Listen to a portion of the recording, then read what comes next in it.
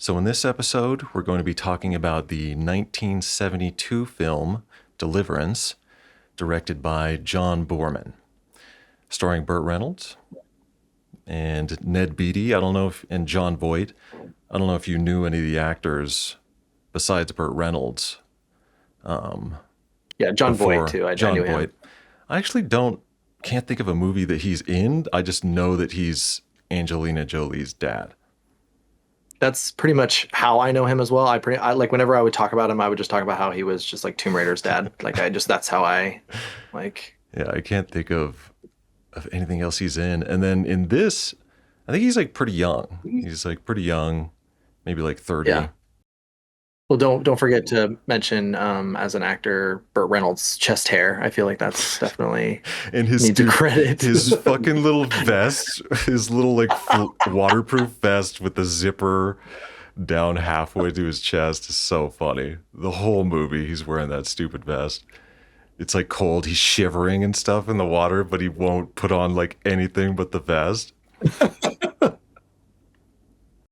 movie starts off and it's these four buddies going on it's canoe, right? Like I get canoes and Yeah, kayaks mixed up, those are but canoes. Yeah, four buddies, four guys going on a kayak trip or a canoe trip. And they're going to this area where the river is going to get dammed up and turned into a lake. So men are out there, workers are out there, and they're fucking the whole shit up.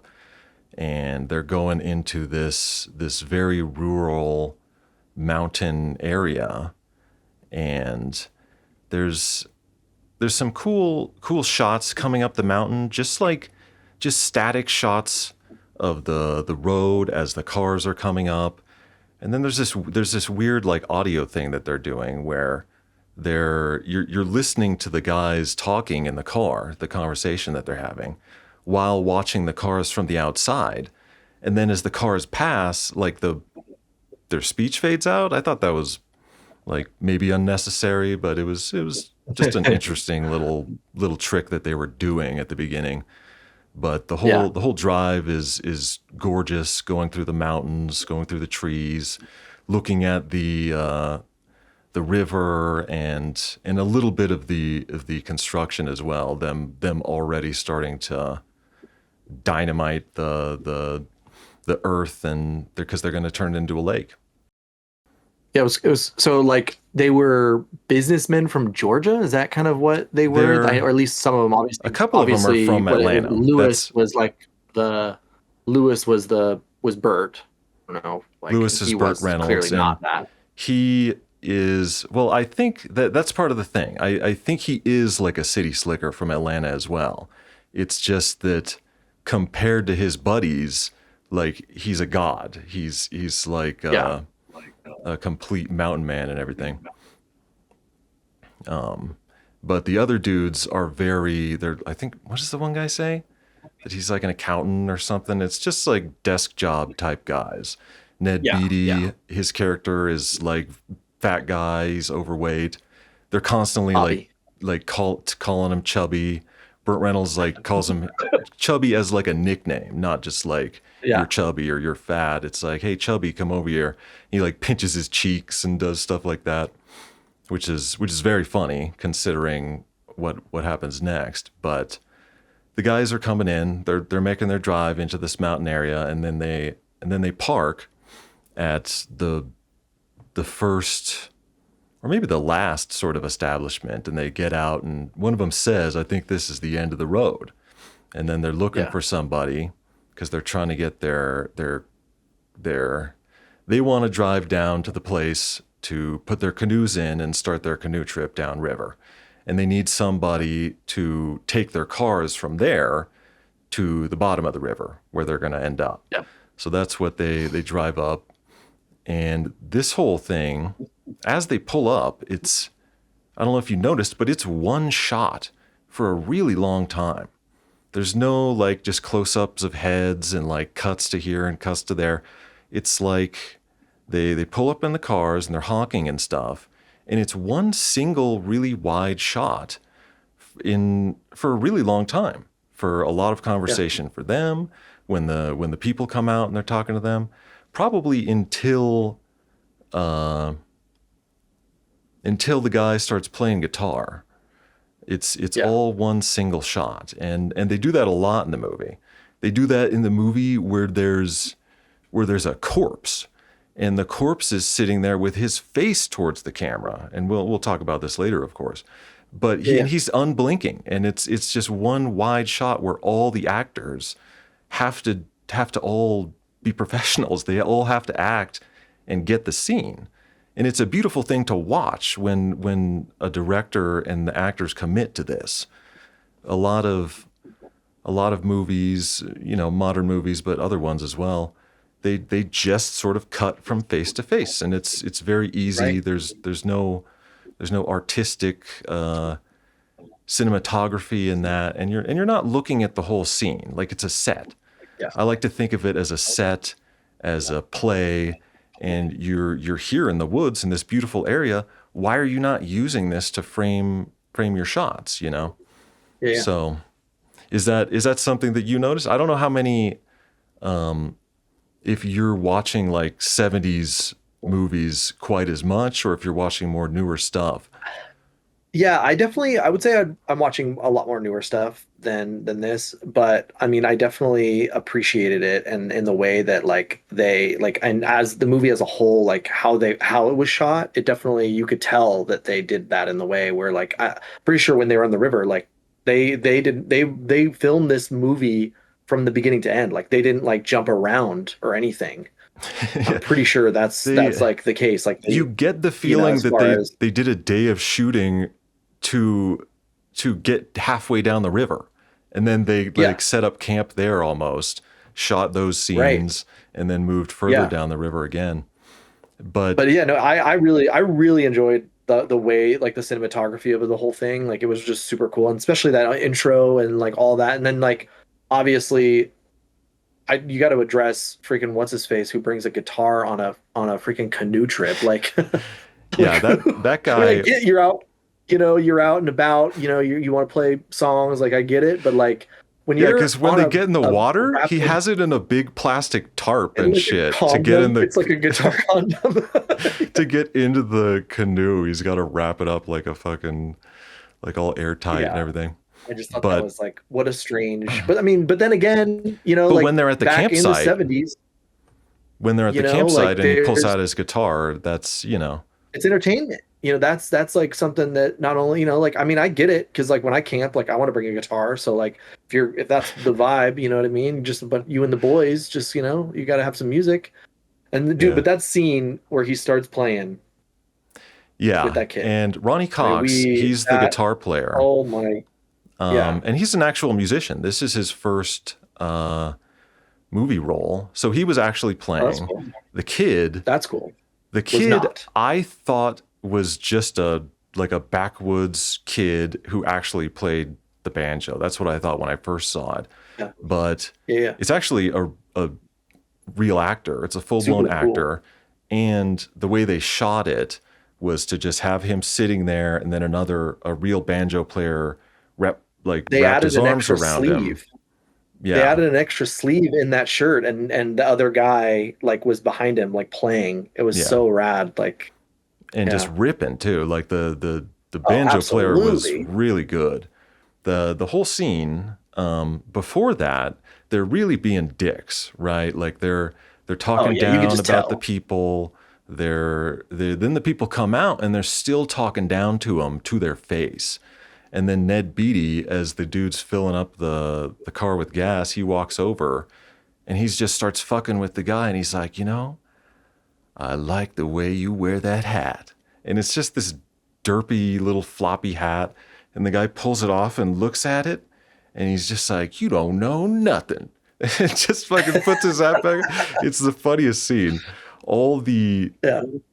all the like hill people, the like mountain people have the best lines. They're all the best Yeah. character actors. Like they're so good at what they're doing.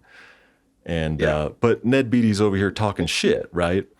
And then the music starts, and it's just this instant connection. It's just this instant human connection the dude's kind of tuning his guitar and playing the little chords, and then the kid is just playing by ear and comes out and playing right alongside him. And so then Ronnie Cox proceeds to just teach the kid the song. He's playing the chords, here's the Yeah. riffs, and then he stands up and he's like, "All right, I'm here. Like, let's do it." And they just go back and forth. And it's, even if you don't like bluegrass or folk music or whatever, like it's ripping, and Oh, absolutely.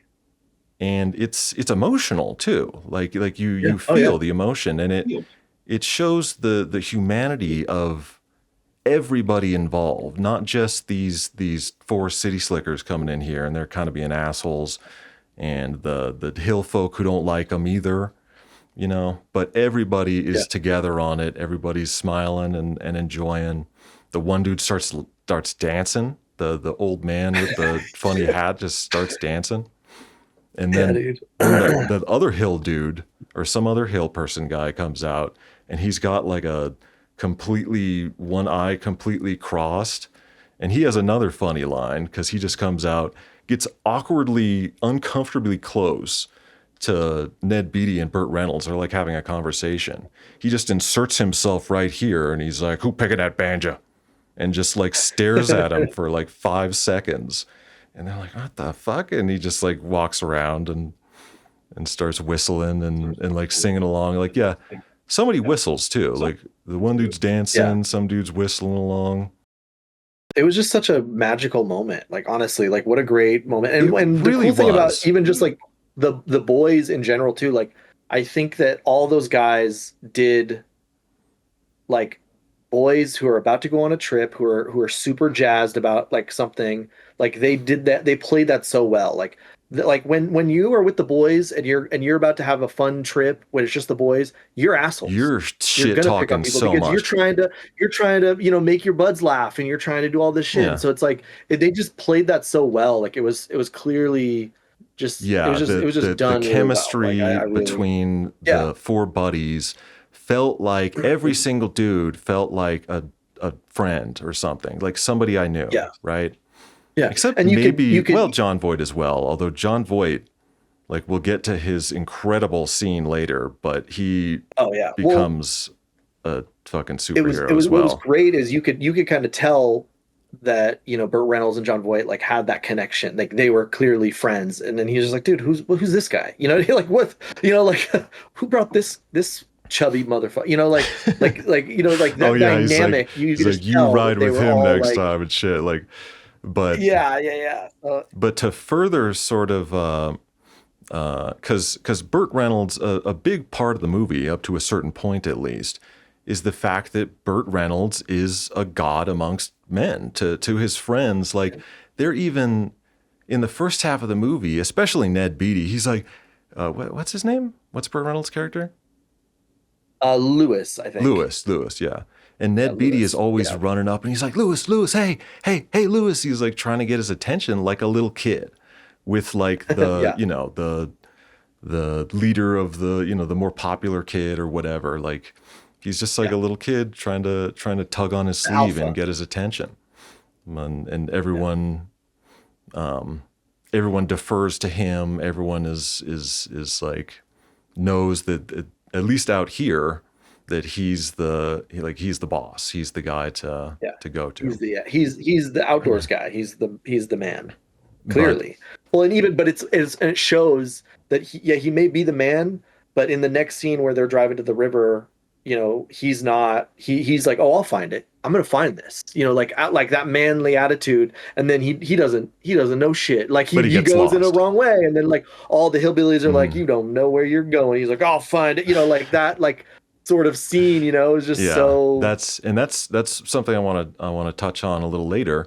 Is sort of the dichotomy of that, because when I first saw the movie, I was kind of like, I'm not buying Burt Reynolds as this god amongst men. Like, I even watching him, shoot he's got his bow and arrow and he fucking shoots a fish. He ties a Yeah. rope to the end of his arrow, shoots a fish, and then reels it in. Like, he's doing all this crazy shit, but it's just Yeah. something about it I wasn't wasn't completely buying it. But again, I'll get to that a little bit later. So, like you said, they find somebody to take their trucks or their vehicles down to the end of the river so that they can go on their canoe trip.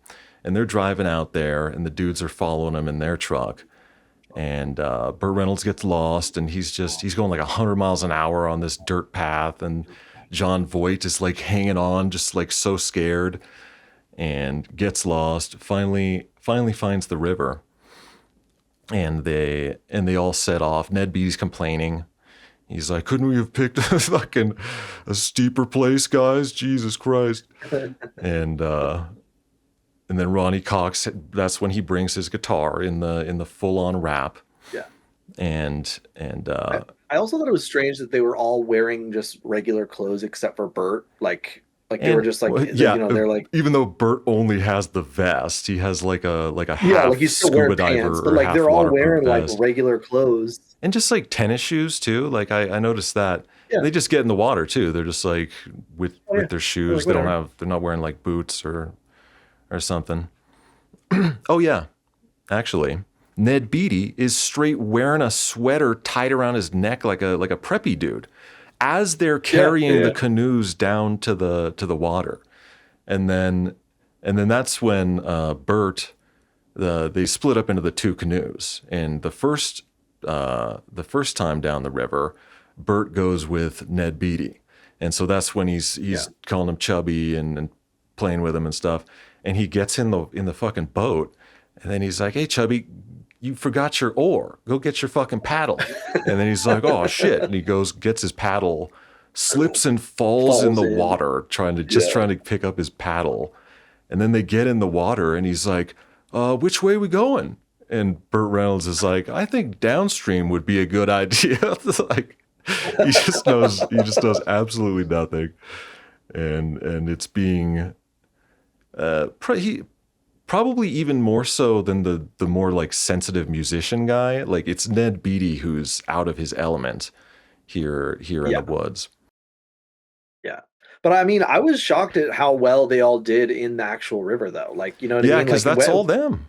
Like as far as I could tell. they did all their same like scenes. Like they didn't have like, stunt doubles or anything. Yeah, like, I'm looking at their faces and it's all them. The only thing I noticed was that Ronnie Cox, I think it's just in the first scene, like he's wearing a hat, and then he's not wearing a hat, and then he's wearing a hat, and it's like they must have had to shoot that in two separate things and forgot that he was supposed to have the hat on or something. Yeah, so then they like roll down the stream and do pretty it's well, and it's like beautiful shots. It's just like beautiful shots. And you'll notice up to this point there is no music in the movie except for the banjo scene.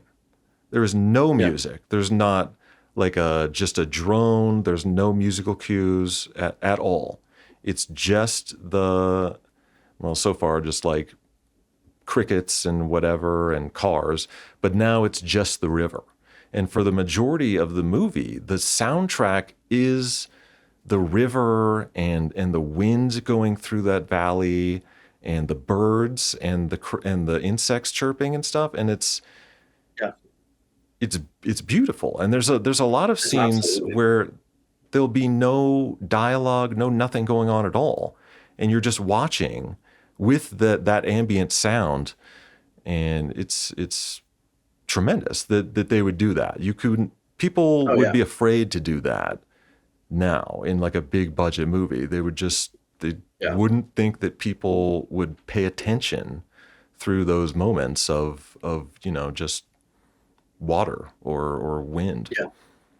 Yeah. Well, and then he like they come under that bridge, and then they see that banjo guy, and I'm pretty sure they did play banjo music when that was happening. Yeah. That's the second point, cool. That the music actually comes in, and it's one of the few points where the music in the movie is not being played by the people in the shot. The kid is there. He's actually holding his banjo, but he's just sort of swinging it, and he's not actually playing, even though the music is going. Yeah. But that's tremendous shot as well. It just Oh, rolling down the absolutely. river, and you're looking at it from both vantage points. You're looking at it from the kid, looking down at the boats, Yeah. then you're looking up at the kid, and you're even looking from, from uh, third person perspectives elsewhere as well. But Well, and just Drew's just trying to get his attention. Hey, remember, yeah, he's trying we're to like playing. tell him, and the kid is The kid just is just like like looking at him, uninterested, like just whatever. completely stone faced. And that was another Yeah. thing when they stopped. They had this connection when they were playing together. But Yeah. as soon as it was over, he was like, "Oh man, I'd play with you anytime." And he goes to shake his hand, and the kid just like leans back, just sort of like recoils Yeah. from that and turns his face away. And Yeah. they don't understand why. Right. He just does it. And really it's not explained. I guess why they wouldn't, but that's just part of the movie. These are outsiders, and not only are these type of hill folk going to be predisposed to disliking these outsiders, these city slickers, who come in and they think they know the fucking trail, and they don't, but these city slickers are also coming in and destroying their land, damming up the Yeah. the river. So Hmm. Yeah. Well, then they finally stop and get to their campsite, which, they're kind of just chilling and they're like drinking except for Lewis, Bert doesn't drink, and they're all like getting all sauced. yeah, and then some music comes in again, actually played in the Yeah. scene. Ronnie Cox is playing guitar. I think he might Yeah. even Yeah. be singing as well. And then they have Oh, that's another cool. scene where Burt Reynolds shows his strange sort of superiority or whatever, like alpha wolf kind of thing, where Yeah. he hears something and just wanders off, and everybody like kind of gets spooked because they're like, what, did you fucking hear something, like what's going on? And then they Yeah. don't know where he is, and they're all kind of huddled looking around, and then Burt Reynolds just casually comes up from behind them and like steps on a twig or something and spooks them when he's like not even trying to, but apparently he's like Yeah. this elf in the fucking woods, like just hearing noises and then sneaking in and out without anyone noticing. But again, it just demonstrates that this outdoorsman alpha thing that Bert has, or seemingly has, at least over these other guys, right? Yeah. Yeah. Oh yeah. Well, I did love when they woke up, dude. John Voight's freaking outfit, those It's like like coveralls, dude. PJs. I was just like, dude, I need a pair of those. Like, I kept talking about how awesome that thing was. I was like, dude, I need like a pair of that. Like that, I would wear that all the time, dude. That was like freaking awesome. Like his just like outdoor whatever. It was like old military something or other, but I don't know. It was metal though. I was like, dude, that's like that's what's up. I thought it was just like sweats or something, but it was really Well, funny. it was what he changed into like after he woke up. He was wearing like because he Oh had yeah, it was like yeah, a whole bodysuit, and then he like kind of he would like tie the top and have that off, but like it was like a full like jumpsuit or whatever. yeah, yeah. But it was just like cool. There was a lot of zippers and pockets. I don't know. I thought that was um well, it was funny. But I have like notes here. I was like checking my notes, and that was it's like in it, but zippers and also pockets, underlined it zippers was and pockets. it's so funny. My notes are like so like I was like, what were these guys thinking? Like, who invited Chubby? And dude, what about Chubby's or Bobby's teeth, dude? Like he looked like he was from the freaking backwoods. Like, did you see those teeth? I Like, how does I that? They were all I fucked do. up. They were all brown and like sharp and like I'm like, dude, what the like? Yeah, well, a lot of people obviously in this movie had some messed up teeth, but Yeah, but you would think that's that the one city thing. slicker would have. Yeah, but that's one thing that in modern movies, dude, they'll have somebody who's supposed to play like a homeless guy or a Yeah, and his backwoodsman teeth are just dude, and they're white. so glowing white that it's like Yeah, it's insane.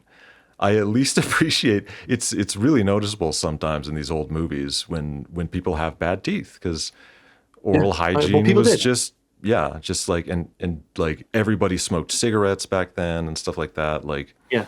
so, Well, and that's just another cool but like it's thing like a about this movie, realistic a movie in thing. the 70s is they would never nowadays in a new movie have any main character have bad teeth. I mean, unless it was like about them, like it was like such an obvious like point of that Yeah, character, you know what I mean? you're But like only if it was it's just a cool that point that of your was character or if it's something sort of endearing like a Kirsten Dunst teeth thing or something like yeah, that. yeah, But yeah, but I like the when people have bad teeth, even though I'm kind of like, ugh, when they do close-ups on them, I'm still just like, you know what, yeah, that's a regular person, and yeah, it's insane when you see these like literally someone playing a homeless guy. He's covered in fucking dirt, and then he smiles, and it's just like it's not even white either like because tooth enamel yeah, is not white. Like you go get no, it like overly whitened, and then it looks weird. Like it's strange, but yeah, yeah. So then but and then actually, John Voight he like when John Voight wakes up, before he changes into yeah his gets like that coverall bow. things, he's just in Yeah, yeah, his like sweats or his pajamas or whatever, and yeah, he grabs his bow and he just goes, and yeah. he ends up um, seeing a deer, and he goes to shoot it, and he draws back on the bow, and he's just fucking trembling.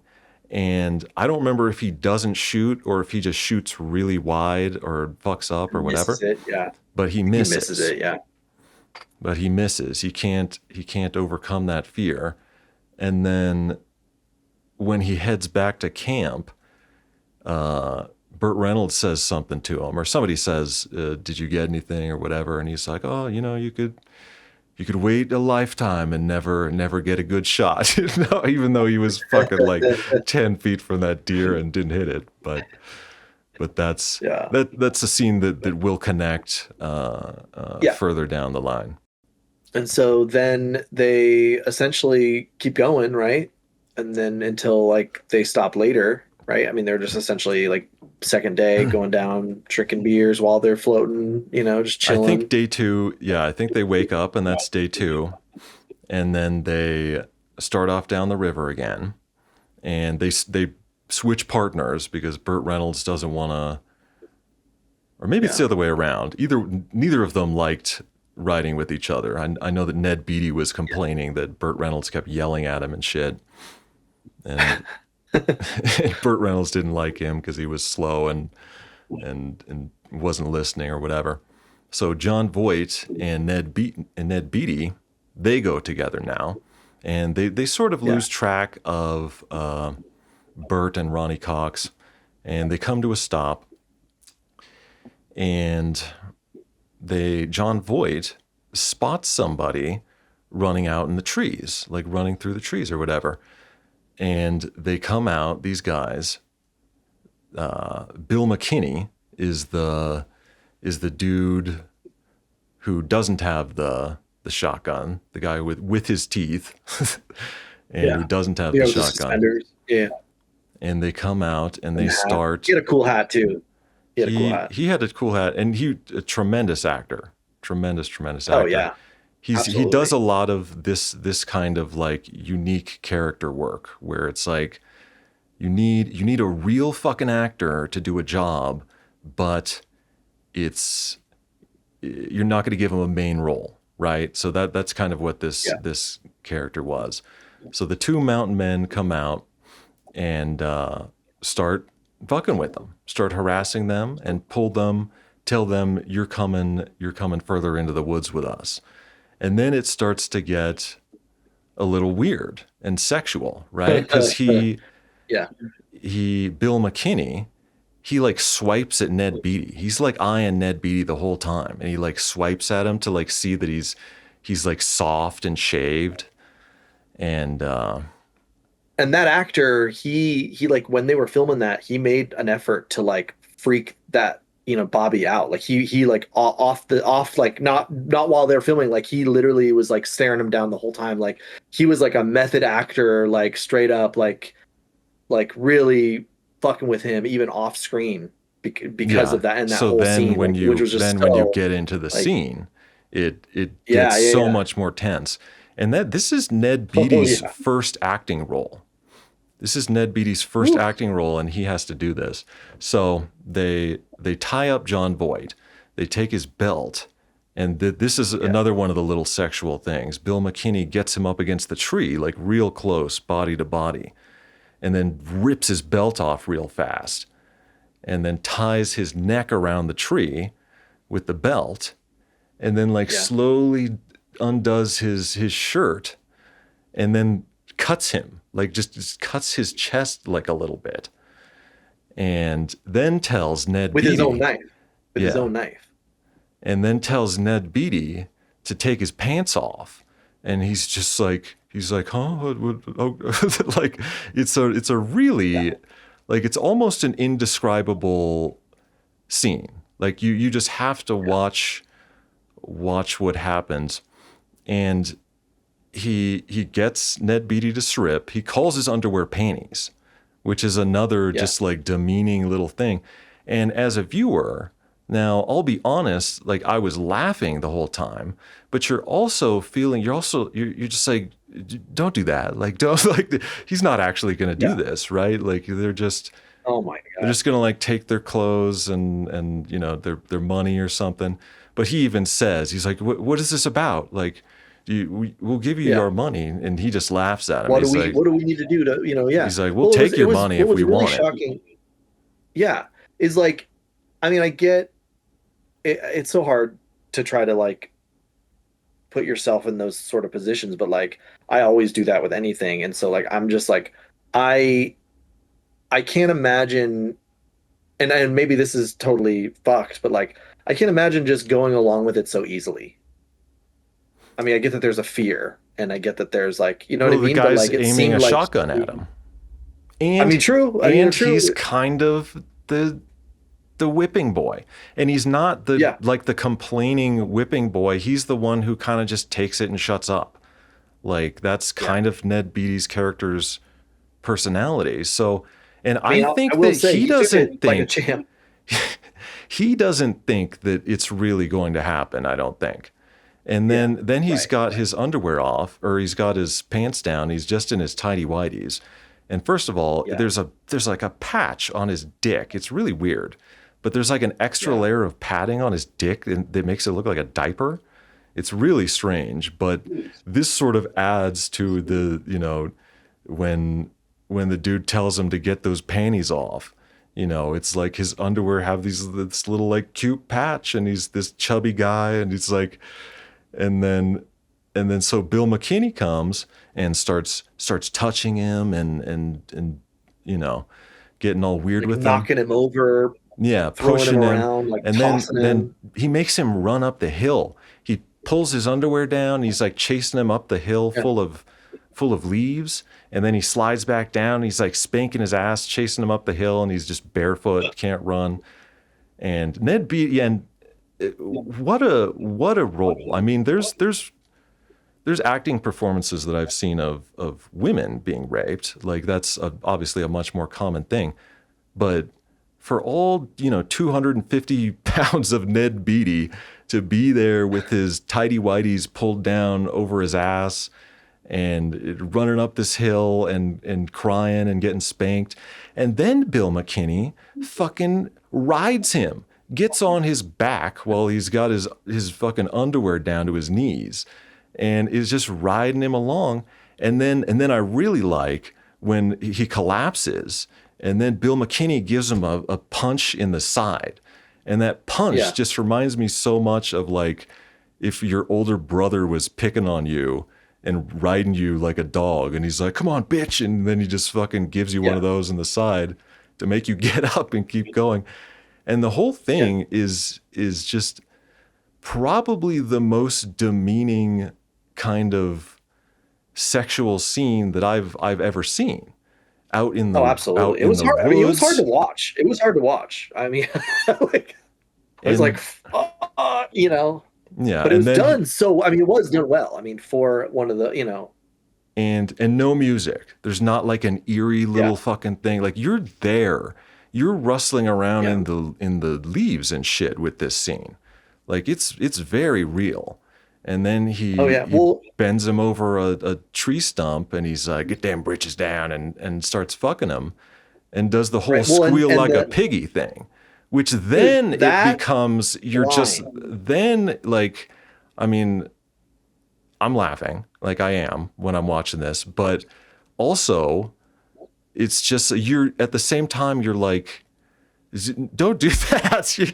You're like Yeah. hoping that it's not happening. You're like, stop. Like, Yeah. and the Right. sound Right. of them squealing, and he's like, squeal like a piggy, and then he makes the sound, and Bill Like pinches McKinney, his ear and yeah, shit. he Like he's pinches like, his ear to like make him squeal, and then Bill McKinney is like squeal, and then and he's doing it, and he does yeah, the craziest it's a squeal great sound score. that he does. Yeah. Ned Beatty doesn't Yeah. really have his heart in it, but he's the one Well, being and raped.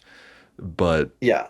to have the guy who's raping you be making that piggy squeal sound, you know what I mean, and like telling you to do it, like Yeah. it's insane.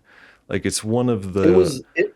most difficult scenes. Like this is why part of the reason I wanted to talk about the movie was because I think everybody knows the movie Deliverance and they know one or two things about it, but they haven't actually seen it. And when you see it, it's one of the most powerful things that you've ever seen. Like Yeah. it just hits you in a way that you didn't know that I that was mean, possible because you just didn't want to think about that kind of stuff. well, to play on what you just said, like I didn't like you. I remember when you talked about doing this movie, and then you asked me what I knew about it. Like I knew that line because I said that line all the time because I always made people uncomfortable. Definitely never knew the context. I mean, I knew that line was said because of just being like a popular line, but like watching it after my whole like teenage years of making jokes about it and being like, I'll bet you I'll make it squeak like a pig. Like I say that all the time. I say that to Jill all the time just to fuck with her, and she's just like, stop. Like she hates it. And like now watching that scene, like I am just like it was like so intense. Well, Like I've it was just said such that a line too, which is super funny. yeah. Like oh my God, it was just like Like, such a well, and you know that line was not in the script. It was not in the book. It was not anything, and they improvised that, which was awesome.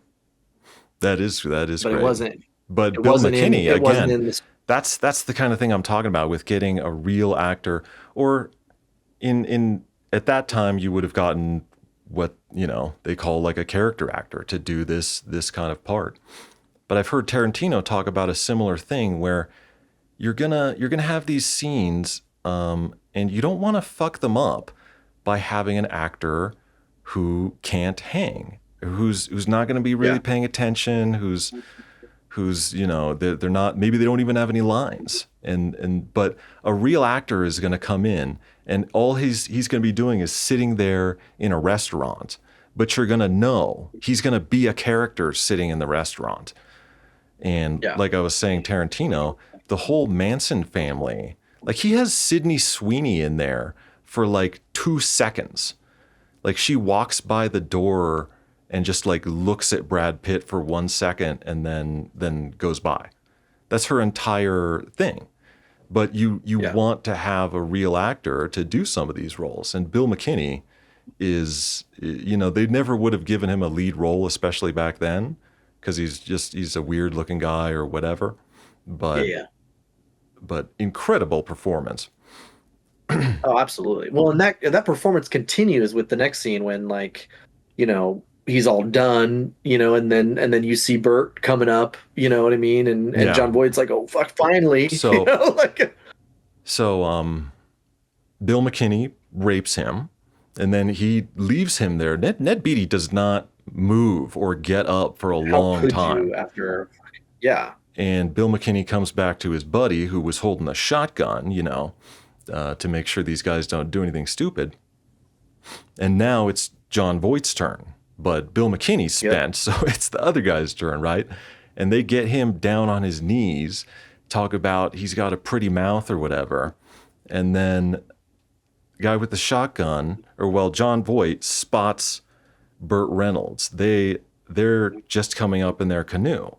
And then he spots him again, and Burt Reynolds is full drawn on his bow and arrow, sighting this Yep. guy down. And when the guy says, hold the shotgun, and goes to unzip his pants, Burt Reynolds puts an arrow through the guy who's now holding the shotgun. And John Voight jumps up and grabs it. And so now, and actually Ronnie Cox runs out with his paddle and chases off the guy. He's like, "You better not go. You better run away," and just chases him with the paddle. But he doesn't have his gun anymore, And there's four of them Yeah, now.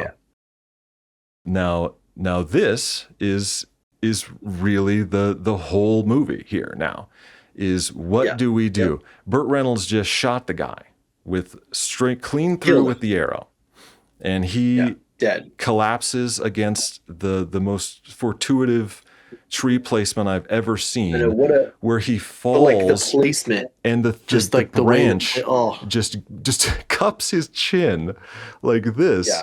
And now we have like 20 minutes of intense arguing with that dead guy propped in that tree with his face like this. And he's in the foreground the whole time. It's such an incredible series of shots. And many of them are a single shot as well, like I was saying Oh before. yeah.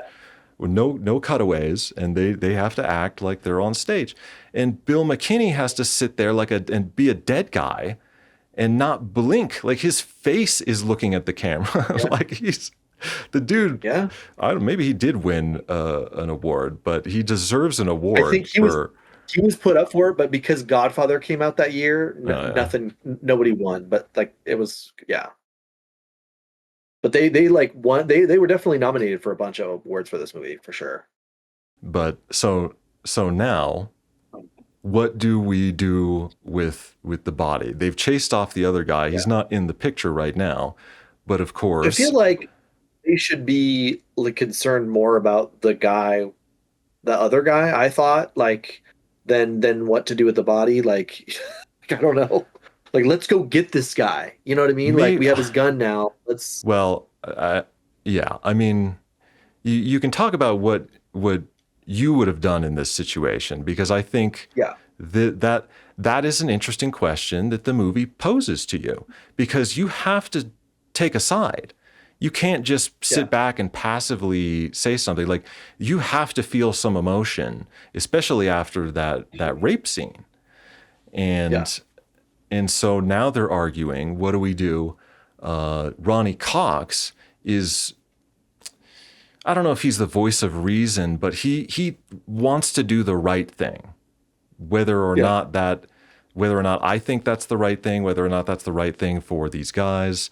He wants to do the right thing, and that is to take the body to the police and let the law sort it out. And he says, he's like, hey, these guys were sexually assaulting members of our party. Like if there was ever a clear-cut case for, manslaughter or whatever that was in the right, like this is it, But Burt Reynolds says, you want to go take this to trial where the entire fucking jury is going to be their brothers and sisters and aunts and uncles. I mean, it's a great point. And who's to say that these guys aren't just going to come after us anyways? If they know that we shot this guy, who's to say this guy's brother or whoever isn't just going to come kill us? So, and it's a tough decision that the movie forces you to make.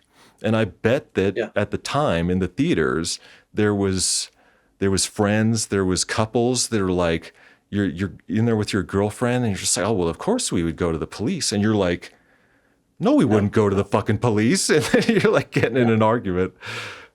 Yeah. Well, and they even asked Bobby, you know what I mean?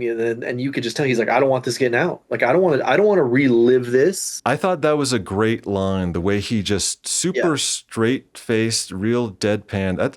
That's the first thing I think he's said. But I think John Voight has to help Ned Beatty get fucking dressed. Like he has still not stood up. Yeah. And the first thing he says is, I don't want this getting around. And he just says it to the guys like he is already forgot. You know what I mean? Like that's kind of the look in his eyes. there is a scene before all that where they have to hold him back because he's gonna like fuck it up. Oh Like yeah, he's just like, I'm gonna kill this guy. Like, you know what I mean? Even though he's already dead, but like he's just like, but that's he's still. the sheer I don't think he's emotion. said anything yet. But yeah, Yeah. there is the scene where they're talking about He's just what like, they should do with them, and then suddenly yeah. he starts to charge at the body, and they all have to grab him. Yeah, it's like, oh man. But then it's essentially up to John Voight, pretty much. I mean, not that it is because like majority rules, you know what I mean? Like, I Yeah, mean, they decide to that vote, whole scene and you know was just whose so, side everybody's on before they vote, yeah, except for John yep. Voight. And of course, John Voight decides to bury the body, or I think Well, they just well, say, "I'm with he Lewis." says, I'm with Lewis. Yeah, I'm with whatever what I'm with Lewis. Like whatever that may mean, like whatever he says, I'll go with, kind of thing. Like, Yeah, and I think he doesn't want to like say it. He's just like, yeah, "I'm with Lewis." Like this is yep, I want to, and yeah, not only that, but you want to get this done, right? Like one way or the other. And Lewis is the guy. He's the leader of the yeah, group. You're not going to yeah. go with Ronnie Cox's idea. Ronnie Cox is going to have to be the leader now all of a sudden, and probably Burt Reynolds is gone. Burt Reynolds is going to take Yep, one canoe and be gone, probably. Like if that's yeah, what you guys vote yeah. on, or he's taking Ned Beatty because Ned Oh Beatty yeah. is on his side. But then you brought up this scene where they carry the body, dude, and he doesn't blink. Like he this is like Dude, such an amazing scene. they carry the body so far. They're walking through the water, they're walking over rocks, they're walking over logs, all four men carrying one limb of Bill McKinney's Yep. dead body. And you're seeing his face the whole time. He's not do Yeah. he's like his ability to just be dead and just his head is Yeah. like hanging awkwardly. They're just dragging him. Like at one point, I'm like, that's hurting him. Like they're not supporting him right. Like they're just Yeah. walking over these logs. Like they can't. And Yeah. they shouldn't. That's how they should be treating his body because he's supposed to be dead. But it's an Yeah. Yeah. incredible acting scene. Like the whole scene, I'm Absolutely. just thinking about like, dude, what is that guy going through while he's being carried upside Yeah. down on everyone's Yeah. shoulders, Well, trying to and act then dead? getting buried, like and straight up, he They gets put buried dirt in too. his Like mouth, dude. he, Like straight, his yeah. mouth was kind of hanging open, and they're throwing dirt in his mouth. But so they take him Which is to funny. a Like site to bury him. You go ahead. watching them dig that hole is just so Mhm. funny. You're like, dude, what are you doing? Like, get a rock, like get something, get Your like a paddle, stick, your like oar, that's sort of like a yeah, shovel dude, do anyway. something. Like, But it's as a someone who good loves to dig scene. holes, I was super offended by their digging. Like, just like I don't know. Yes. But it was a good scene because in the middle of it, Ronnie Cox, who is the guy who doesn't want to be doing this, but he goes along with it. And I'll say that he's Yeah, like a good guy. I know plenty yeah, of yeah. people who, in this sort of situation, they would have said no. Like, I'm gonna Or they just tell would have the sat police. there. Not, Yeah, they wouldn't help. yeah, They would like not go along with it. But he says, "All yeah, yeah, right, like this is what we're doing," and he goes along with it. They voted. But in that digging scene, he you can tell that he's like he's so emotionally distressed that he's like hyperventilating after this. He's like feeling ill. And during the digging scene, he starts breathing really heavy. And then he just gets really fucking mad and just starts digging like a maniac. And nobody says anything. None of the four yeah, guys through this whole carrying scene, through the burial scene, nobody says anything. And it's just the sound of nature of the river. yeah. And when Ronnie Cox starts digging frantically, like they also don't say anything. Burt Reynolds starts digging a little harder too. He's like, all right, good. Yeah. Like, That looks like the face. Well, dude, what I don't understand, one choice that they all made that I will never understand is why they buried the shotgun. yeah, I would have just took the shotgun at the very I least mean, because get the rid of other it guy is later. out there, Like, and yeah, you don't have a gun. I guess the two of them have bows, but Ned Beatty, I doubt that he's good with a bow. Ronnie Cox, I yeah. don't think Like, I he's mean, like, gonna what's do like anything. But you guys just got assaulted, and whatever, I would and have then kept and the like and you're shotgun. now Even if it only you're gonna had two bury. rounds. I mean, maybe, but no one shot it. You know what I mean? It's like, so even if it did, then that's 2 rounds that you don't have. I mean, I don't know. Yeah. I mean, No, you know, I'm saying I would keep it even if it only had the two rounds. Like I'd still keep it yeah. for that. So then they're essentially they just gather, their shit and then they go, right? Yeah, And they're just now like, it's no longer a happy trip, and now they're kind of yeah, like we just need to get to the end of the river. Like we need to yeah. get out of here. And Well, so they start and their is final it trip. it's Ned, right? Is it Ned, the guy who with the guitar? Is that Ned? No, that's Ronnie Cox. Ronnie Cox. Well, he like does not put his life jacket on, which was interesting. Like you could tell he's like checked out. Like he is like completely like they're all trying to They talk him. Hey, had to put your life remind jacket on, bro. him. They had to Yeah, remind him at the beginning of the movie once, and he did it. And then this yeah, time he's not only like I felt not only is he checked out, but like I said, he's like hyperventilating. Like yeah, he's like feeling ill. It's like so stressful to him, and you can tell. Like that's what I was talking about. Him, like he wants to do the right thing. Like, and yeah, yeah. it's disturbing him that they can't. Nobody else is this like emotionally overwhelmed as he is. And so as they start their trip to the end of the river, their final rafting trip, Ronnie Cox doesn't have his life jacket on, and you see him. The first time I watched it, Yeah. I didn't rewind. I just watched right through. But the second time I watched it, I rewound a little bit and was looking at him, and he's like feeling dizzy. He's like blinking a lot. He's like a little wobbly, and then something happens and he falls off the boat, and so that fucks up the way the canoes work. You get one man for Yeah. paddling left, you get one man for paddling right. So now Ronnie Cox goes overboard, and Well, then there's the weight distribute, because in the front and then the back too, mhm, like, the whole the boat spins out, crashes, and then the other boat crashes into it, splits it in half, and then everybody tumbles out. yeah. So do you think that he was shot? I now that's what I'm saying because I rewound it and he does not. It's like he just sort of seems to feel ill, like if he was meant to be shot, or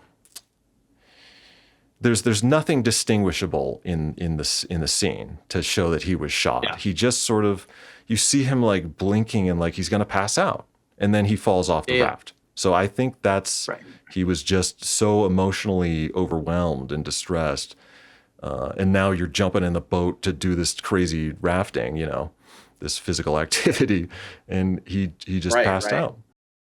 Well, and so that scene where Burt Reynolds like flies like off, apparently they like had dummy, they did like a dummy for a long time, and then they like Burt Reynolds is like, oh, I'll just do it, and he does it, and he like hurt himself doing it, and he like tossed it, and then he asked the director, and he's just like, hey, how did it look? And he's like, it looked like a dummy, like flying into the water. It's just like a funny little like And then Burt Reynolds story. is just like, fucking, what did I do that shit for, dude? Fuck it.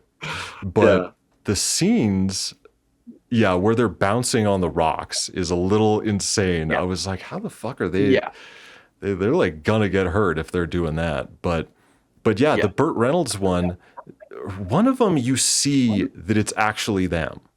And that might be the yeah, Burt Reynolds one, but the other ones are kind of indistinguishable, but they're all getting fucked up. They crash, they go tumbling down river, oh, the and gorge. yeah, into this little valley, this little gorge, and Burt Reynolds starts screaming that he thinks his leg is broken. And now this scene where he hauls himself up on the rock in the gorge and you look at his leg and I'm like, dude, that looks like a piece of meat. It looks like they stuck a piece of Yeah. meat on his leg. Yeah, just like a piece of chicken, like raw chicken, just hanging out of his friggin' pants. It looks like a just a chunk of intestines hanging out of his pants. Yeah. And you're like, what the fuck is this? And then in another cut, it looks like a big piece of fucking chicken skin. It looks they're like Yeah. changing the wound from scene to Yeah. scene. Yeah. It looks so weird. It doesn't look like It a does. broken leg. Like I assume they wanted to make it seem like the bone was poking out, or I just like that was sad. I Like don't that know. special Yeah. effects on that Well, it was sad fucked because up Burt knee was. Reynolds But like that's was the just like the man for the whole movie, and then it just took a turn, and all of a and sudden then he's just he's like gone. the He like almost yeah, doesn't he's done. exist in the rest of the movie. Yeah. But this Yeah. is what I was talking about, where I don't buy Burt Reynolds as this outdoorsman guy, but then you see that he's not. Like he's a man amongst boys compared to his buddies. But when you Yeah. get out there into the real wilderness, this is not his stomping grounds. This is not his Right. Right. territory. And and we see that. We see him get fucked up. So does John Voight eventually, but apparently he's like good to go. But Burt Reynolds starts yelling that Ronnie Cox was shot because they're looking for him. You know, they're John Right. Voight Right. is swimming around, diving down, yelling out for him, and Burt Reynolds is saying, "No, he was shot." And then this sort of conspiracy, like they never show in the movie, they never show a person running around or anything like that. Some figure off in the trees or some ambiguous thing that could be a shooter. They don't show anything. Burt Reynolds just yells that he was shot. Then Ned Beatty just Yeah. agrees. He says, yeah, he's right up there. He says he's up there. And so Yeah. John Voight sort of isn't sure, but goes along with it eventually. And then this is like the weirdest part of the movie, even though it's like I like it. But Yeah. John Voight Yeah. goes from the regular dude, like he's more capable when they have to split up into two canoes. It's like Yeah. John He's Voight clearly the mans second. one. Yeah, he's number two in the chain of Yeah. command. Bert Yeah. gets one Yeah. canoe, John Voight in the other because they need two solid dudes to Yep. carry Yep. these other guys. But suddenly he fucking rips his shirt off and he becomes this world-class rock climber. Bare hands. Yeah. He fucking Just goes up the no. face of this cliff with a piece of rope slung over his shoulder. It's so fucking funny. It's so funny. It comes out of It's so nowhere. funny. Nowhere in this, like, they could have just said, you know, you can do rock climbing in the city too. Like, they could have for 1 second Yeah. brought that up or anything, but just suddenly Yeah. he's this crazy rock climber guy. And he And just scales this the freaking mountain. and they use a unique, well, maybe not unique, but they use to make it look dark or make it look gritty or something. They're kind of like colorizing the film. It's kind of like a grayish green or something. You know, did you Yeah. notice that as I did. Yeah. he was climbing up? Now John Boorman does that in Deliverance as well, and I don't particularly know the reasoning All right. why. What movie? Because it was obviously in Deliverance. What was the other movie? Oh, I said Deliverance in Excalibur. He does it Oh, in Excel. Oh, in okay. Excalibur in a scene where he sort of tries to make it look night, or all I can think is that they couldn't get the shots they wanted in the dim light. And so they just Yeah. shot it in broad daylight and then used that colorizing effect.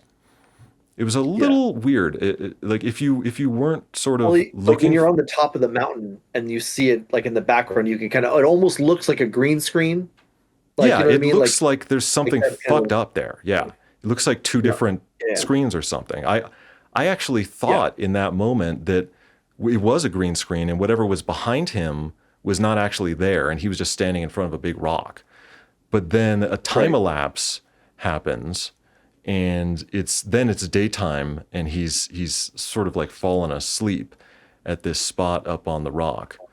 But I guess Yeah. once he climbs up there, he also he looks at a picture of his wife and child And and then drops drops his it wallet. because he's fucking like half on the edge of the cliff. He's literally one arm on top of the cliff, he's like hanging half off. hanging off. Yeah. He's holding like 10 things. He's got like the rope, his bow and arrow. The He's got a bow. quiver of bows.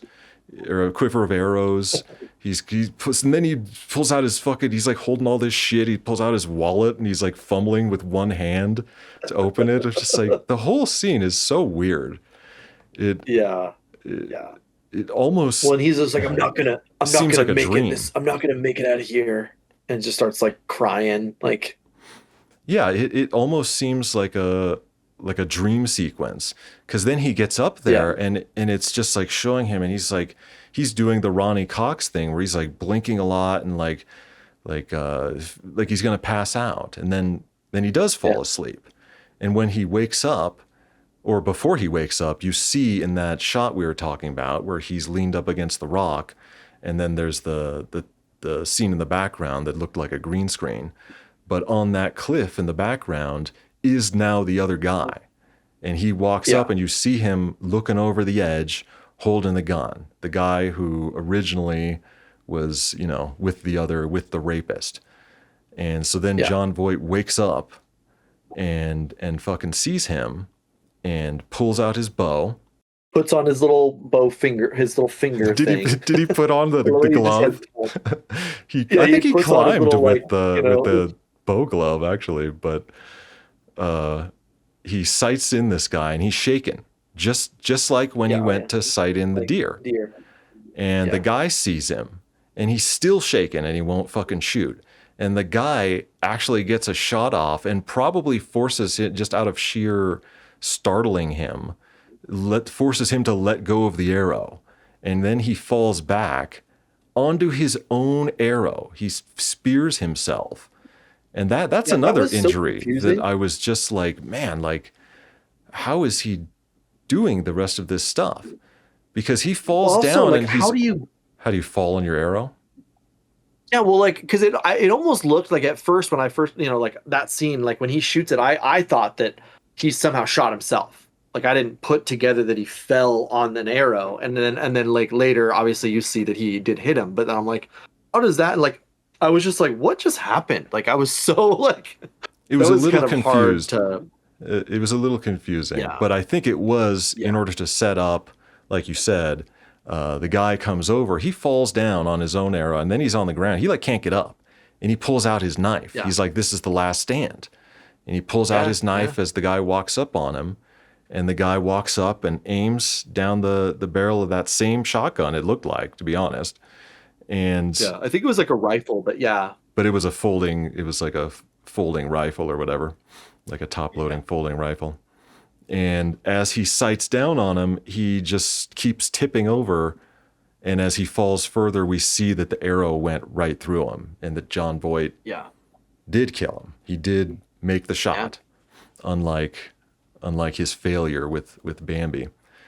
But now here comes another John Voight scene where he rips the fucking arrow out and then he climbs down. He fucking hoists the body. He lowers the body down. Like your side would be Oh just my gosh. ripping itself to pieces doing all this like rope work. It would make more sense if he fell asleep after he ripped it out. You know what I mean? Like passes out from the pain. Yeah. But then he lowers the guy down, and then using the rope that he lowered him down on, he tied it to a tree, slowly lowers the Yeah. guy down till the rope is taut, and then he goes to climb down the rope, because I don't know why he thought that was like, just fucking throw that guy down there and then you climb down I on the know, rope I know. yourself. But Yeah. well, there's actually a good scene I like where he's up there still and he throws the gun down and it splashes in the water, and Ned Beatty is like looking up, he sees a fucking gun come flying down, and then the bow splashes down in the water too. And so Burt Reynolds is toast. Like he's like Yeah. eyes closed, asleep or something.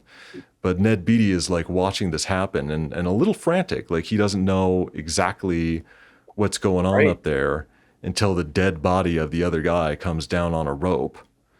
And then all of a sudden John Voight is now climbing down the rope with his arrow wound.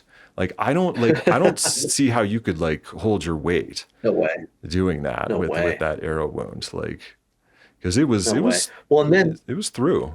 It wasn't just like it was metal. a Yeah. slice through the side. Well, It it was was it right was cool through. because he pulled it. he pulled it through just like Burt Reynolds did with the guy who he killed. Mhm. Like he did the exact same. Like it's almost as if that was like a learned thing. Oh, I got to do it this way because this is how he, Burt did He it. had probably never, And I then didn't notice that, yeah, but he had probably never done it before and learned from watching Burt Reynolds right yeah. there. Yeah.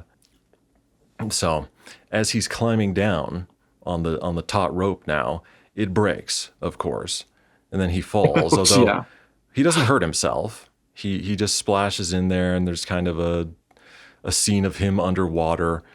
Um, It was funny too. He gets back and he's just like, I thought we lost Bert. I thought he was dead. Like he's just yeah, he's like Bert had a rough night. Like I didn't, but he came through yeah, now, and he's okay. Uh, yeah, yeah, but I just checked my notes, and that's the first scene in the movie where there's a bit of sort of ambient tension music when he's underwater, Hmm. which is remarkable. That's the only Yeah, music. There was three instances of guitar and banjo, which were yeah. part of the actual film. They were in the shot, except Yeah, for the one going yeah, through the bridge. And now this is the first piece of like 5 second sort of soundtrack cue type music. I think they bury him right there. I think they yeah. leave that body in the They put gorge, but they put yeah they they put put a rocks. they Oh yeah, tie a yeah. rock. Actually, John Voight has a weird like scene where he ties the rocks on the guy, and then the guy's sitting on the top of the rock there. It's like 8 feet tall from the water, Yeah, and then he just rolls the body off and is just sort of standing there in a wide shot.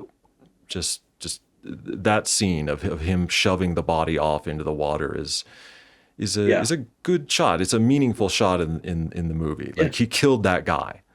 And from this yep, point on now, John Voight, there's a similar Burt Reynolds, like we're on this path now. And now John Voight is firmly on this path. Like there's no waver in him now. He killed the guy, he tied the rock, he buried him. Like he's a killer too. And you yeah, see not only how that starts to stress him out a little bit more, but he now understands that he needs to take a bit more of the lead.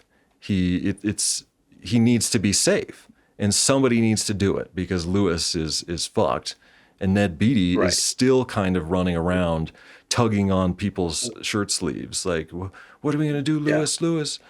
Or and now John Voight's character's name is Ed, but he's yeah, still doing that. So then they only have one canoe. They stick Burt Reynolds in there. And by the way, Burt Reynolds isn't even convincing me that he's like asleep when he's like injured guy. Like once he's injured, yeah, like he's the opposite of what I'm talking about. These character actors who need to be paying attention when they're not like full the main character in the scene and stuff. Like Burt Reynolds is yeah, like literally over there just forgetting that he's on a movie set. Like it's so weird yeah, looking. He's just like napping or like not even napping. That's what I mean. He's not believably even asleep, much less like so injured that he's yeah, like passed out and comatose.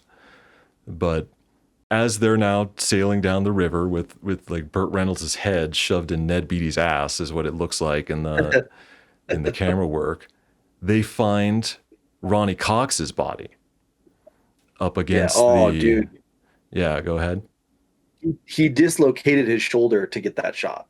I thought that was like He dislocated it. Well, I mean, I don't know. Like he dislocated his own shoulder and fucking and I some don't know people whatever. I guess some people are capable of that in a way, but still that's dedication. I didn't know that. Yeah, But they yeah, see yeah, him propped up or his body rushed down river, right, and got stuck on these yeah, logs. And yeah, he's there, he's like waist out of the water, and his one arm is bent back behind his head. And they get him off of there, and they don't fix his arm for the whole time that they drag him off. His arm is still bent behind his head. Now knowing that that was actually his arm dislocated, I'm sure he was just like, yeah, God, do we have to have this next scene where I'm fucking you're giving this eulogy for me? Like, just fucking do it. Like, come yeah, on. yeah.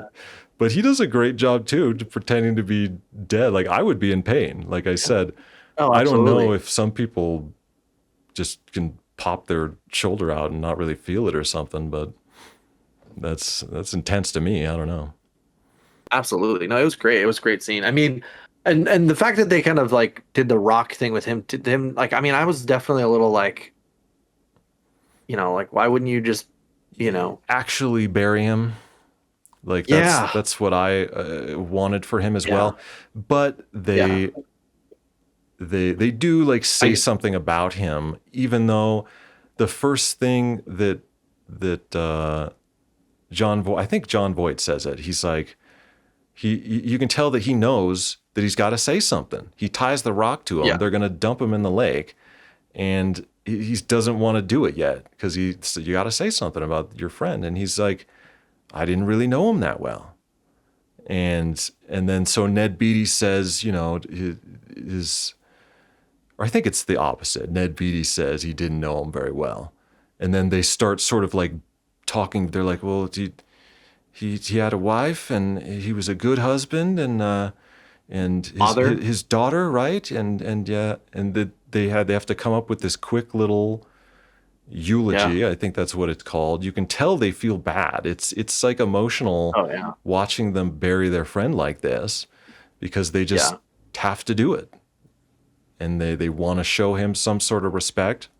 They also have to get Burt Reynolds back too, because he's clearly Yeah, because gonna, he's fucked.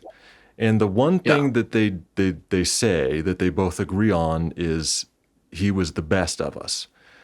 And yeah, then they put him down. yeah, yeah. True. Whether or not we think they truly believe that or whatever, they know that he was the one guy who wanted to do right above all else. And so they Yeah, say he was the best of us, and they drop him in there.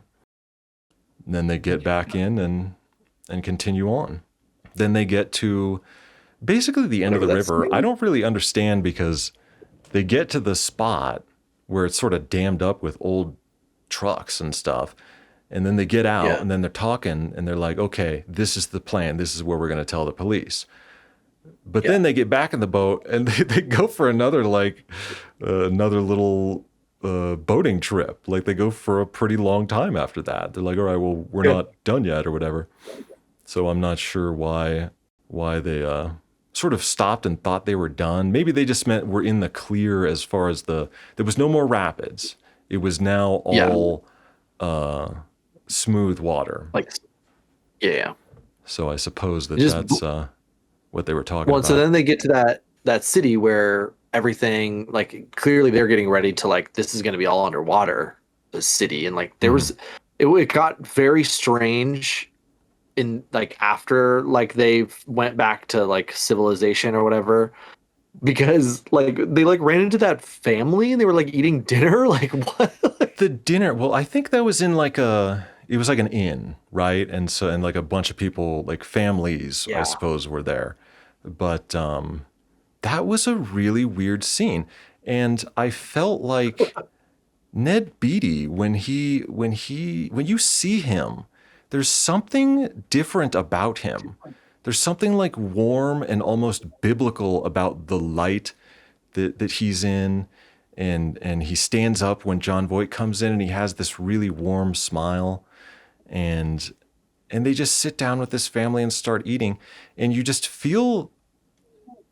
feel the weight of everything that has happened in that scene. There's something about Yeah.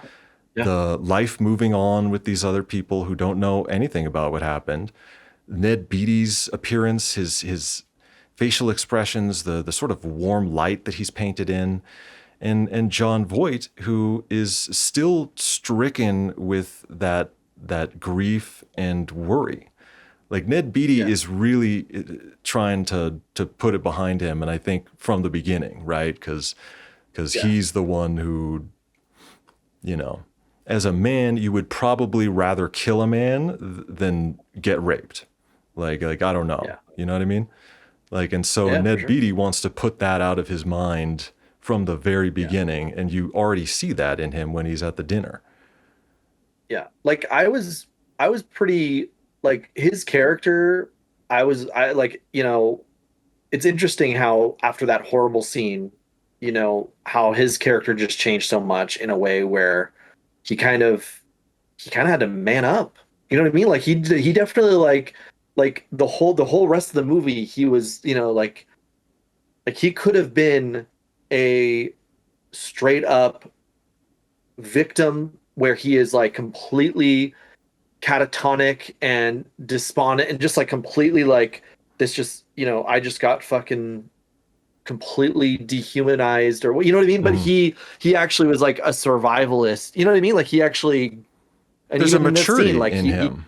There, the there, mature, there yeah, there's it a was just a great character progression, you know what I mean, from the beginning where he's like, which way, which stream, like what should we go upstream when or downstream? yeah, Like he's wearing his chubby, just preppy sweater. goofy. Yeah, when you look Yeah, at this like I mean, it was movie, just like a you almost are like, this is Ned Beatty's movie. Like he's the one who has yeah, the greatest character arc.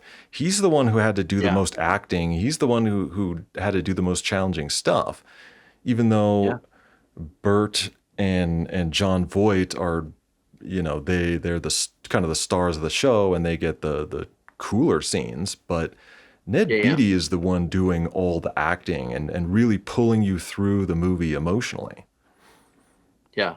And then of Yeah, course it he was great. And goes, more and then Ned Beatty during the dinner he goes, "This corn is something special, huh?" It's so funny. Everyone, John Voight fucking has like a twinge of pain. And you don't know if it's the pain from the arrow that he just got fixed at the hospital or if he's like about to cry because of everything he's been right, through. And he kind of like has a right. twinge and I think he like shakes the table. And then Ned Beatty kind of like looks up and then clears the air by saying, "This corn is something special." Oh, like it's such a funny fucking line.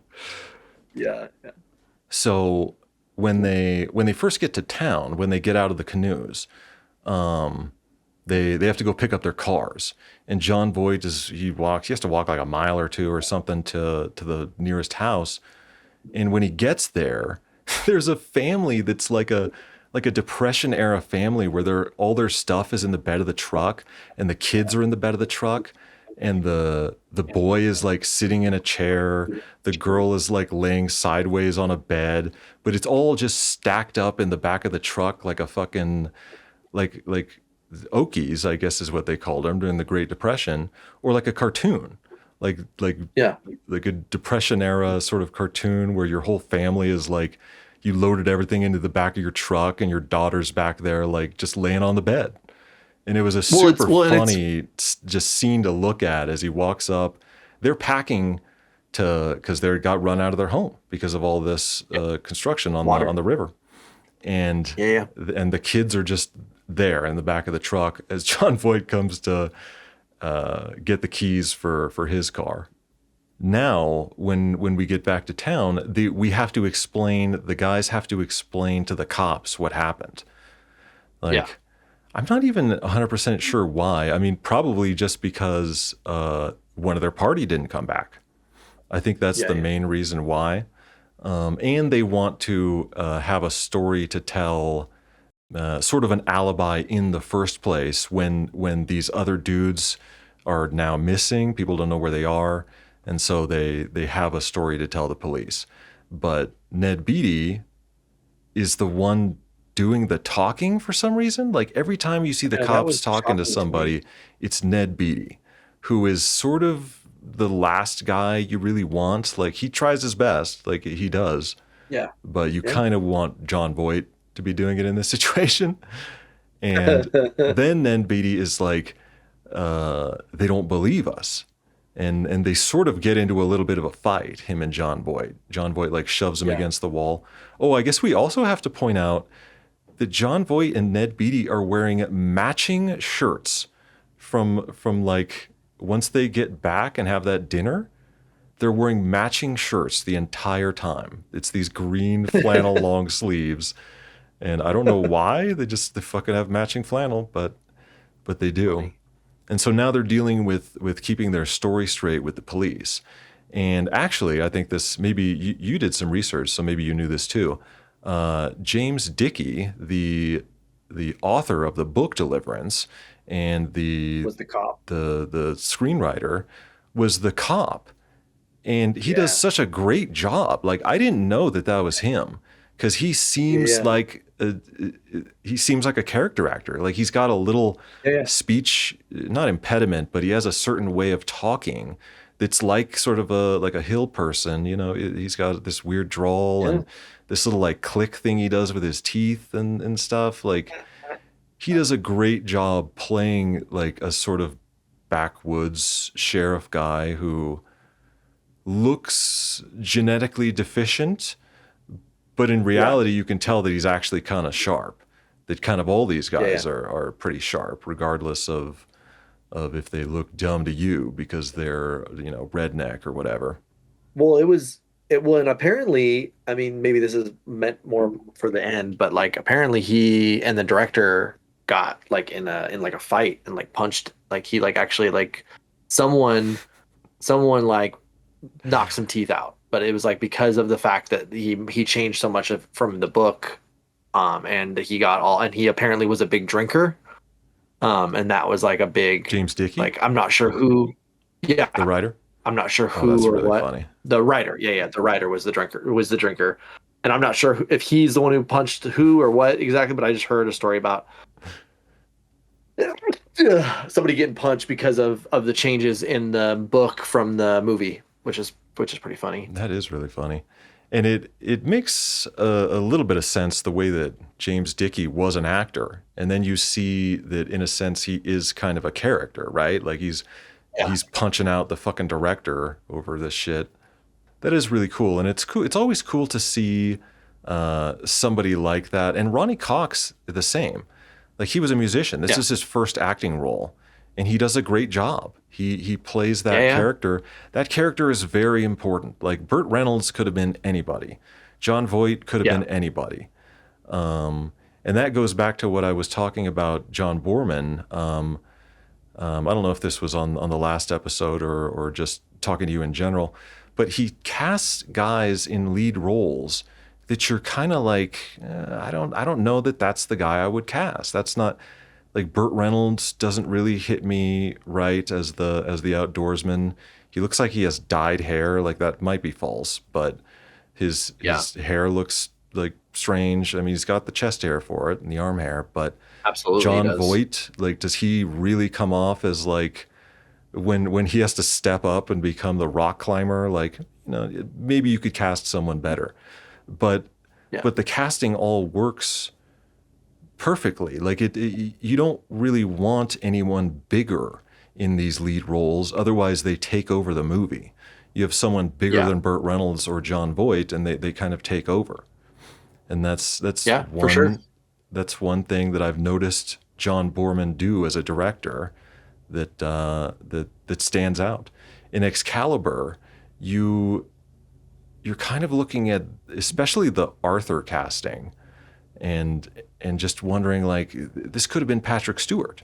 Like King Arthur could have been Patrick Stewart. He's in the movie, but they kind of went with a lesser guy.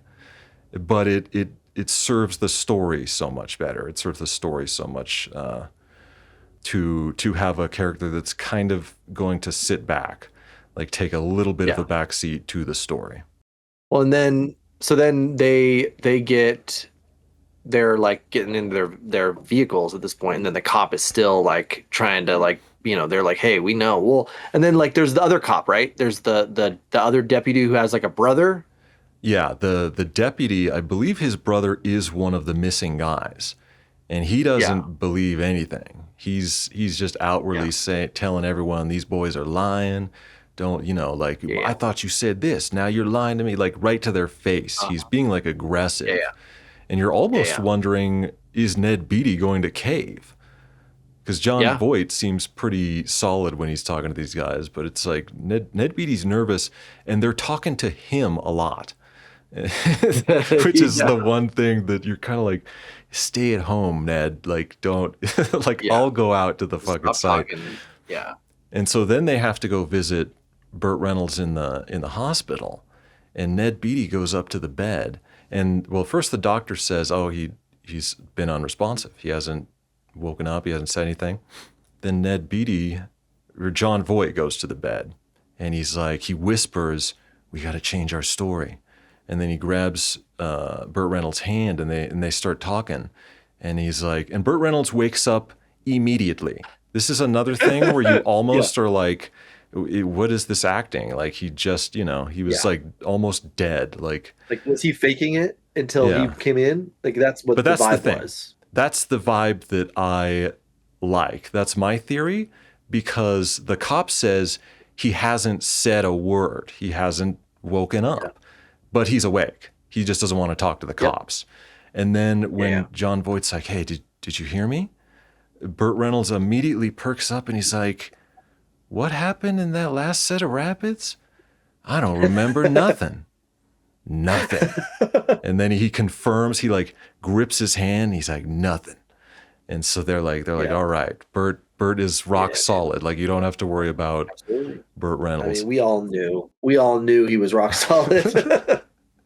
He Well, was a little shaky though when he had that chicken attached to his leg, yeah, but when we the knew. fucking intestines coming out of his knee. And it's like an alibi. Not only is he not gonna like crack, but he's just like he's been in the hospital with this fucked up leg and like hypothermia Yeah. and like whatever. So he Right, can he right. can justifiably say that. And so now we're closing in on the end where the boys are going to drive home. And I don't know what the hell Burt Reynolds is doing. They're taking both the I know, they cars. just left him. They They're just taking left both the him. cars, dude. Like, how do you not just like at least just like be like, all right, well, like you're gonna get, are you transferring? Are you, like, Come back and what's pick you happening up. here? Like Yeah.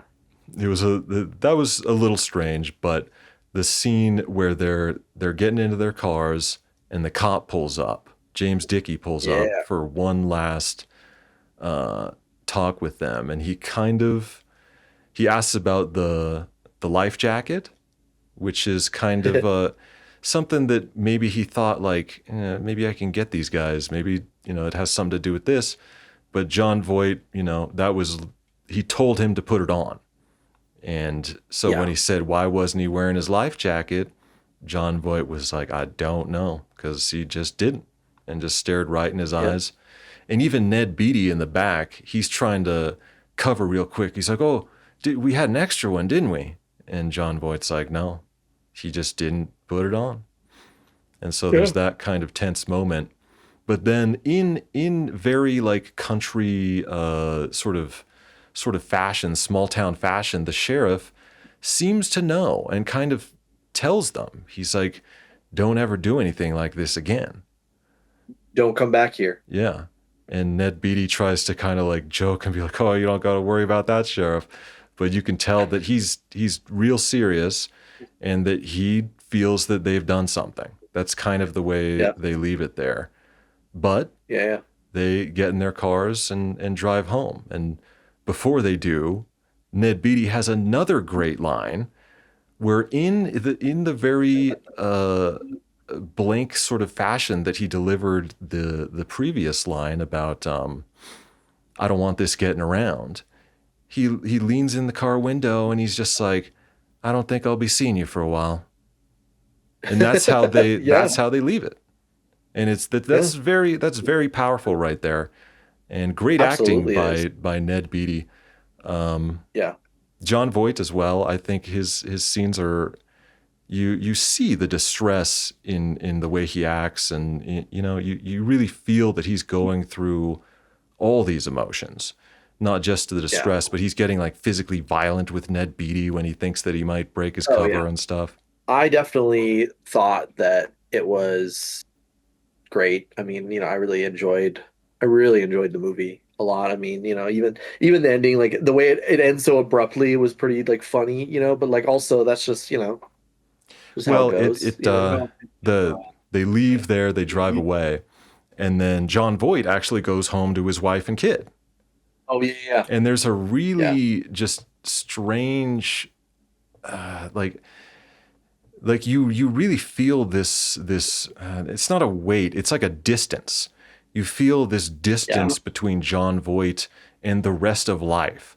His wife is Yeah. just kind of relaxing. His kid is playing with some toys, but he is somewhere else. He's a different person than when he left them. Oh yeah. And then the actual ending is like a nightmare where he just is laying in bed and he imagines the cold bluish hand like coming out of the lake, and then he wakes up and starts screaming. And then they doubled down on that. He wakes up and his wife like comforts him and gets him, and he lays back down. She closes her eyes. He does not. He stays there with his eyes open as the credits start to roll. And then during the credits, it goes back to the fucking lake scene where the hand came out, but no hand comes out. Yeah. But no hand comes out, and it's just like sort of leaves you with a little bit of that tension. I thought that was really weird. Like, I guess Yeah. thinking about it now, they're saying that the body is floating to the surface. I guess it's not weird. That's Yeah. what Yeah. they're saying. I was thinking more of like the hand is reaching out, like, Right. Right. but the body floating to the surface is still terrifying. That's what he's actually afraid of. Yeah. Someone finding the body. Yeah. I mean, I kind of wish that he would have showed him talking to the guy's family Yeah, a little yeah. bit. I There think that would have was been I think that would have been a nice, like, that's how it ends. You know what I mean? Like if it ends around that, like that scene of like, that would because have been, they because he even mentioned said it, that. I'm gonna do everything I can to take care of, this, your family, like when he's doing his eulogy or whatever. Yeah, and then Uh, when Ned Beatty and John Voight leave, one of them says, "I'll uh, yeah. talk to his family or whatever." So that Yeah. was Yeah. something that they were planning on doing, and yeah, that is a direction that they could have taken it. The way Yeah. that they did it was fine with me, Yeah. Absolutely. especially actually having just come to the conclusion that that's the dead body floating up and not like a Yeah. hand reaching up, because that doesn't really make sense. That becomes like a zombie or like an actual horror film. Yeah. Yeah. I mean, it was definitely, there was some horror aspects, that's for sure. Yeah, It was great though, man. It was definitely, I think it's a great movie. Like, I don't know if it yeah, had enough to make it an absolute top tier movie for me, but I put it in the next tier. It's an A movie for me. It's a really great yeah, movie.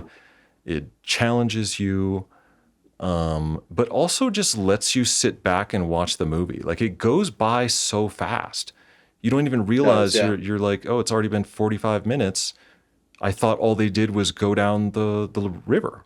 Like, I thought that's all I yeah, watched. But right, right, there's just so much. I mean, it could be like a nature documentary. Some of the shots, like, it's just so beautiful to look yeah, at. They're giving you things to think about throughout the whole movie when they're not telling you things. And we're not talking about 28 weeks later right now, but you see the difference between 28 weeks later was a team of writers. It was at least 4 writers that were credited with that screenplay, as opposed to yeah, one man who wrote a novel and then wrote the screenplay from that. Like, you're getting such a yeah, personal thing.